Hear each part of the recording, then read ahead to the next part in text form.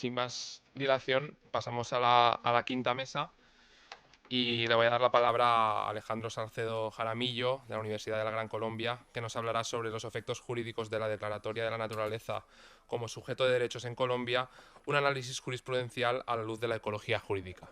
Cuando quieras, Alejandro. Muy buenos días para todos y para todas.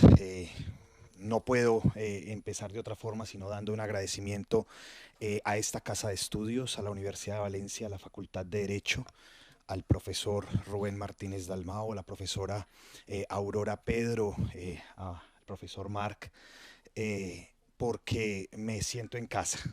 De verdad que no sé si es porque los italianos hablan todos español, no sé si esa es la razón o cuál es, pero me siento absolutamente en casa en medio de tantas nacionalidades y creo que eso empieza a romper esas barreras de los estados, porque no me siento en suelo extranjero.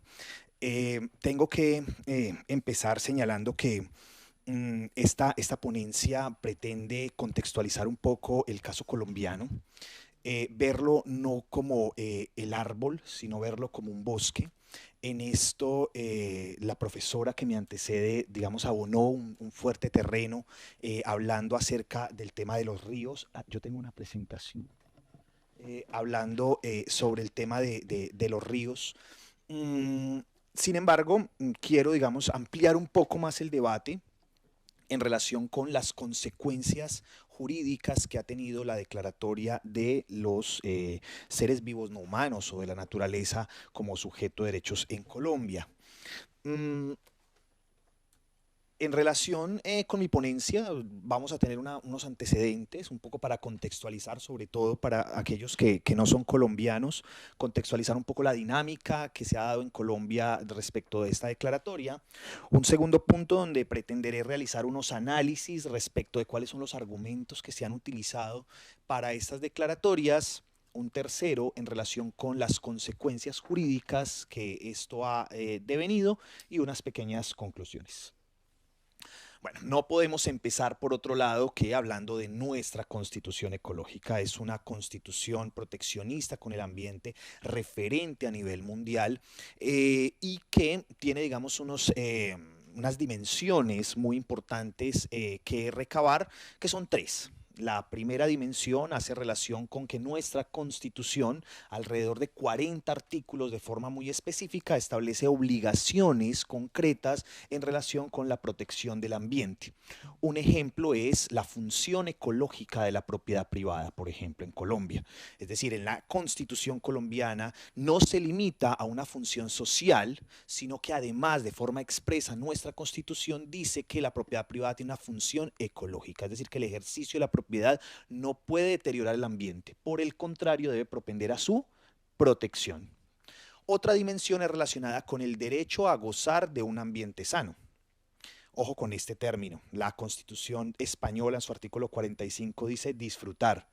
En Armenia, en mi ciudad natal, pude escuchar al profesor Martínez Dalmau hacer referencia a este artículo y señalar evidentemente ese contenido antropocéntrico que tiene ese concepto, el del disfrute. ¿Para qué es el ambiente sano? Para disfrutarlo los seres humanos. Pues en Colombia no es disfrutar, ni siquiera es gozar, ¿sí? Es gozarlo. Entonces esto evidentemente deja ver ese contenido antropocéntrico y la tercera dimensión es que estos principios de protección del ambiente irradian todo el ordenamiento jurídico, tienen que irradiar todas las leyes, decretos, resoluciones, ordenanzas, acuerdos. Sin embargo, debemos ser conscientes de que nuestra constitución tiene unas zonas grises en relación con la protección del ambiente. Yo he sido crítico alrededor de ello y la he llamado la constitución ecológica antropocéntrica, porque creo que nuestra constitución evidentemente está en el paradigma antropocéntrico, a pesar de que, reitero, es muy valiosa en su contenido de protección del ambiente. No hay que demeritar ese contenido ambiental. Sin embargo, también hay que reconocer que tiene un paradigma antropocéntrico. Hay unas sentencias que uno lee donde el juez habla de una constitución que yo digo, ¿será que él está leyendo la misma constitución que yo leí? Porque está haciendo unas extensiones a esa interpretación que a veces son forzadas, ¿sí? Aunque claramente el papel de la Corte Constitucional, que fue la que le dio este apelativo a nuestra Constitución, fue nuestra Corte Constitucional, máximo órgano de la jurisdicción constitucional, que en la sentencia T411 del 93 dice que tenemos una constitución ecológica, ¿cierto? Y esa interpretación ha sido muy importante para el desarrollo del paradigma o del cambio de paradigma y el giro ecocéntrico. Mm, Entonces es claro que nuestra constitución no habla de la naturaleza como sujeto de derechos, ¿listo? Eso es claro. Ahora, legalmente, ¿qué ha pasado en el tema legal? El gran avance en materia legal ha sido desde la esfera de los animales y de los seres sintientes. Tal vez ese ha sido el mejor ejemplo colombiano. Y acá yo quiero acotar un poco cuál es el objetivo de mi ponencia. El objetivo de mi ponencia es que hay un estándar de protección de la naturaleza. Imaginemos un baremo, una línea que ya está dada donde dice, mire, hasta acá podemos llegar a afectar la naturaleza y de aquí en adelante hay que protegerla. ¿Cuál es ese baremo en un paradigma antropocéntrico? Que ese ecosistema no se extinga para que esté disponible para el ser humano presente y futuro. Ese es el baremo. ¿Para qué tenemos licencias ambientales, planes de manejo? ¿Para qué tenemos todo un sistema regulatorio? ¿Qué indica el desarrollo sostenible? Que no podemos extinguir, llevar el recurso natural a su extinción. Entonces el baremo de protección es utilicémoslo, pero sin que se extinga, ¿cierto? Ok. Entonces, ¿dónde ha sido el mejor ejemplo donde ha cambiado ese baremo? En los animales. Y ojo, sin que se declaren seres sujetos de derecho, sino simplemente con el concepto de sintiencia, que la sintiencia es un concepto intrínseco al animal, no tiene nada que ver con nosotros, ¿sí? De esta forma hemos tenido en Colombia un desarrollo legal donde en el año 1989 se expide la ley 84, que es la que establece el maltrato animal en Colombia. Es decir, antes de 1989 era válido maltratar animales, ¿sí? Y no había ninguna consecuencia. A partir de esta ley se establece, digamos, la falta contravencional, ni siquiera penal, que ya viene en la ley 1774 de 2016, donde ya se convierte en un delito el maltrato animal, ¿cierto? Pero esa ley 1774 tiene otro elemento muy interesante y es que lleva a la ley el concepto de ser sintiente que fue incorporado primero en la sentencia también, en la sentencia en la sentencia C666. En esa sentencia, la Corte Constitucional en el año 2010 empieza a hablar de la sintiencia. Y solo hasta el 2016 el Congreso de la República de Colombia lo incorpora a esta ley y genera que se cambie el artículo 655 del Código Civil, que establece que los animales son cosas muebles, semovientes, ¿cierto? No lo cambia en el sentido de que sean sujetos de derechos, siguen siendo cosas muebles, pero ahora con una característica especial y es que son seres sintientes y eso genera que sean sujetos de especial protección. ¿Qué pasó allí? Cambió el baremo de protección, ¿cierto? Ok. La ley 2111 del 2021 es muy interesante porque establece el delito de ecocidio en Colombia. En Colombia está tipificado el ecocidio. Somos unos de los pocos países en el mundo en tipificar el ecocidio. ¿Qué es el ecocidio? Es como un genocidio de ecosistemas, ¿sí? La definición de ecocidio establecida en la ley 2111 establece que es el daño generalizado, masivo, sistemático de un ecosistema. Obviamente esto ya deja ver que hay un cambio paradigmático, no en relación con que sea sujeto de derechos, pero sí en relación con que se le reconozca una protección a su integridad, ¿cierto? Del ecosistema. Y tenemos dos proyectos de ley en este momento. El primero relacionado con las corridas de toros. Colombia está a puertas de convertirse en uno de los, son 8 estados en el mundo que permiten las corridas de toros. Colombia está a puertas de salir de ese grupo. Solo falta la sanción presidencial que a esta hora y creo que no se ha dado, pero solo es lo único que falta. Y hay un proyecto de ley para también que falta de la firma de la sanción presidencial para declarar al río Ranchería sujeto de derechos. allí hay un defecto también que lo vamos a marcar ahorita, ¿sí? Pero se convertiría en el primer antecedente legal en Colombia de la declaratoria de un ecosistema como sujeto de derechos. Acá podemos ver un cuadro, está muy chiquito, solamente quiero que distingamos dos colores. El color azul, que va desde el 2016 al 2019, y el color naranja o amarillo o pollito, no sé cómo lo quieran ver, del 2020 en adelante. Lo que quiero acá es que distingamos dos, hagamos la distinción de dos momentos históricos muy precisos. ¿Listo? El primer momento histórico, entonces, que va del 2016 al 2019, como ustedes pueden ver, inicia con la mítica, yo ya creo que es una mítica sentencia, que es la del Río Atrato, ¿cierto? Que es esa sentencia fundadora de línea, si se le quiere llamar, de la naturaleza como sujeto de derechos en Colombia, que va hasta el 2019, donde podemos ver claramente los cuadros en verde indican que sí se dio la declaratoria, los cuadros en rojo indican que no. Acá podemos ver que hay una clara tendencia a declarar la naturaleza sujeto de derechos. La mayoría de ellos son ríos, menos el Amazonas, el páramo de Pisba y el oso chucho. ¿Sí? Que no sé si todos tengan más o menos referencia del caso del oso chucho. Pero miren que hay una clara tendencia a declarar a la naturaleza sujeto de derechos. Pero a partir del 2020 se revierte esa sentencia. Y aquí es donde hoy como que nos separaron estratégicamente entre los de ayer y hoy, porque hoy nos pusieron a los nostálgicos, ¿sí? Definitivamente, ¿sí? Y quiero hacer una clara reflexión sobre que en Colombia, por lo menos en un análisis sistemático, hemos venido retrocediendo en torno a la declaratoria de la naturaleza como sujeto de derechos, por lo menos desde el punto de vista jurisprudencial, ¿sí? Desde el punto de vista constitucional, ha habido unos proyectos de reforma constitucional para modificar el artículo 79 de nuestra Constitución, el que habla de gozar, para que la naturaleza sea declarada sujeto de derechos, pero a hoy todos se han hundido. Y desde el punto de vista legal vamos a tener un primer antecedente, pero con un claro defecto que ahorita lo voy a señalar. Entonces observen que venimos retrocediendo. Claramente acá, a partir del 2020, los únicos dos casos exitosos donde se ha declarado la naturaleza sujeto de derechos ha sido el caso del Parque Isla Salamanca y el caso del Parque Natural de los Nevados. Los demás casos que han sido de ríos y algunos ecosistemas como el Valle de Cocora no se han declarado. ¿Cuándo empieza esta racha? Con una sentencia que a mi juicio es desafortunada, es la SU 016 del año 2020, que revoca la sentencia de la Corte Suprema de Justicia que declaraba al oso chucho sujeto de derechos.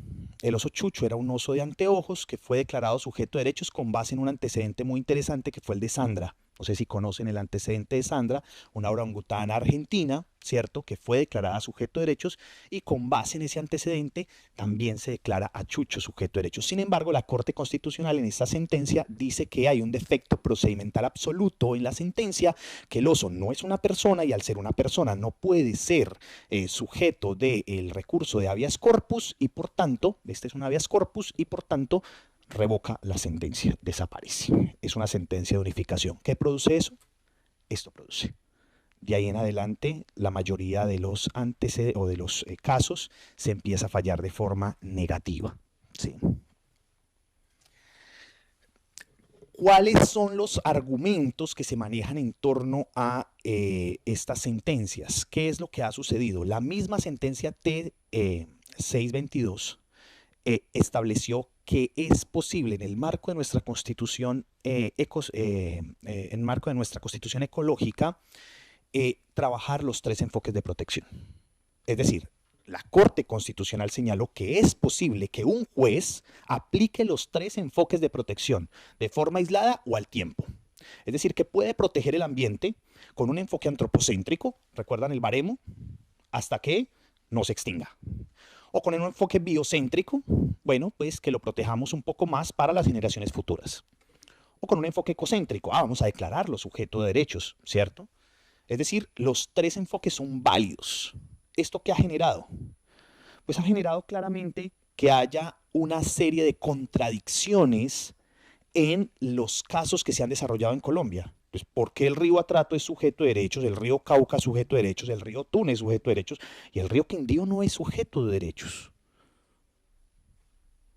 ¿Y por qué Chucho no puede ser sujeto de derechos? ¿Qué se necesita para ser sujeto de derechos?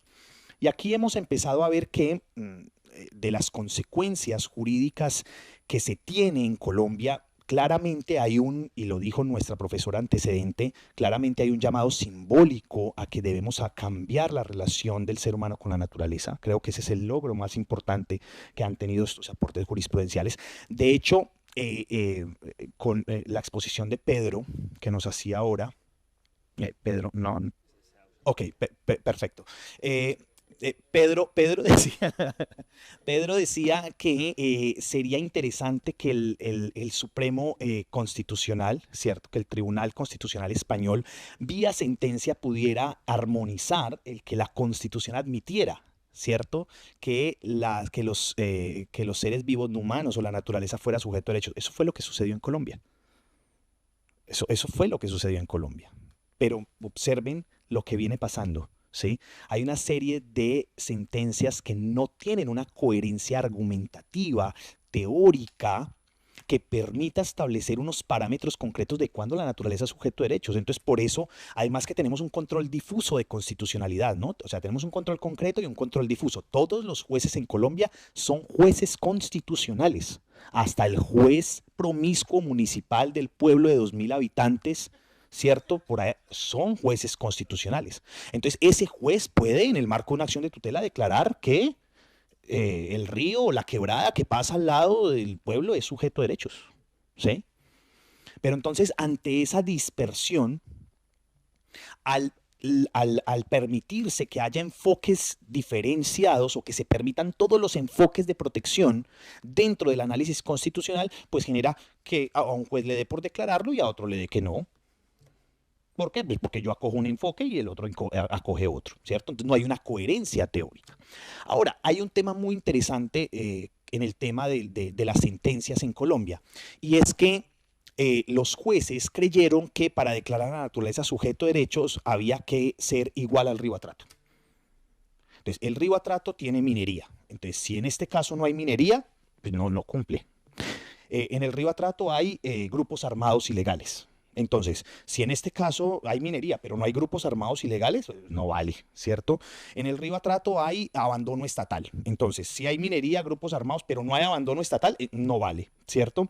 Entonces, hay que cumplir todos los elementos que tiene la sentencia del río Atrato para que el juez diga, no, puedo aplicar el precedente. ¿Será que en realidad esos son los parámetros que deberíamos utilizar para que los ecosistemas sean sujetos de derecho? ¿Parecerse al río Atrato? Digamos que ese ha sido en el análisis sistemático que he hecho de la jurisprudencia colombiana una de las principales dificultades. El segundo es el catálogo de derechos. Un poco la profesora nos mostraba ahorita acá esos 4 verbos rectores, ¿cierto? Proteger, conservar, mantener, restaurar. La pregunta que yo hago, ¿eso eleva el estándar de protección? ¿O será que nuestro ordenamiento jurídico antropocéntrico ya dice que hay que mantener, proteger, conservar? ¿Qué dice nuestra ley 99 del 93? ¿Qué dice nuestro decreto reglamentario? ¿Qué dice nuestro Código Nacional de Recursos Naturales, decreto ley 2811 del 74? Que de hecho tenemos uno de los primeros códigos de recursos naturales en el mundo fue el colombiano, de 1974. Pues dice eso, hay que mantener, conservar, proteger. Entonces, allí no hay una variación en los estándares de protección. En realidad hay una variación en los estándares de protección cuando configuramos un catálogo de derechos adecuado para las condiciones intrínsecas de la naturaleza. Un ejemplo está en el derecho a existir, en el derecho a persistir, en el derecho a florecer, en el derecho a evolucionar de forma natural. Hay un ejemplo muy interesante en Toledo, no es Toledo, España, es Toledo, Ohio, en Estados Unidos, con un río que se llama el río Erie. No sé si lo han escuchado. La comunidad del township declara a el río Erie sujeto de derechos y los derechos que le otorga es a existir, a florecer y a evolucionar naturalmente.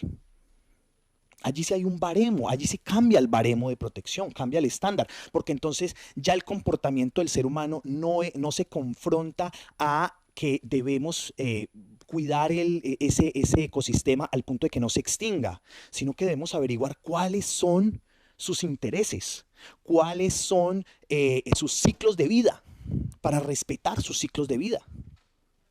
Entonces allí en realidad hay un cambio en el estándar de protección, ¿cierto? Y hay una última consecuencia, digamos, un análisis consecuencial, que evidentemente es que no hay una variación de competencias de las autoridades administrativas. Eh, no lo podría haber precisamente porque es que las competencias administrativas en Colombia son regladas.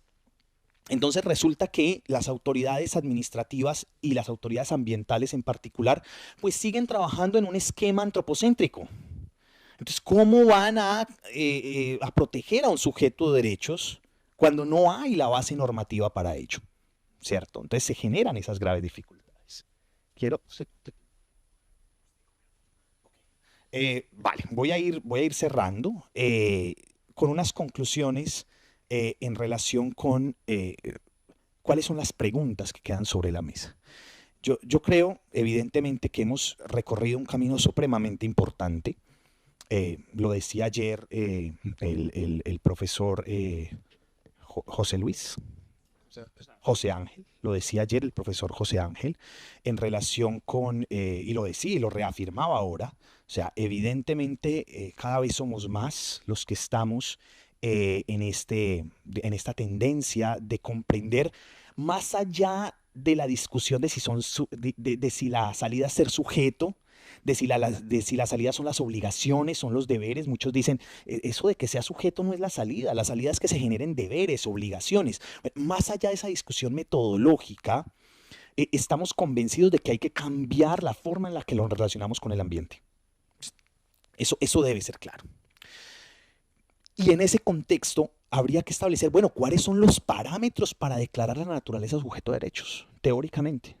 De tal forma que podamos aportarle al juez, de que le podamos aportar al legislador las bases teóricas para que declare la naturaleza sujeto de derechos. ¿Y por qué yo decía que el proyecto de ley que establece que el río Ranchería es sujeto de derechos tiene un grave error? Por lo mismo, cuando leemos el proyecto de ley dice que tiene derecho a conservar, proteger, restaurar. Cuando leí el caso del lago menor, del mar menor, trae esos dos derechos, ¿no? A existir y a evolucionar de forma natural. Eso cambia el baremo de protección.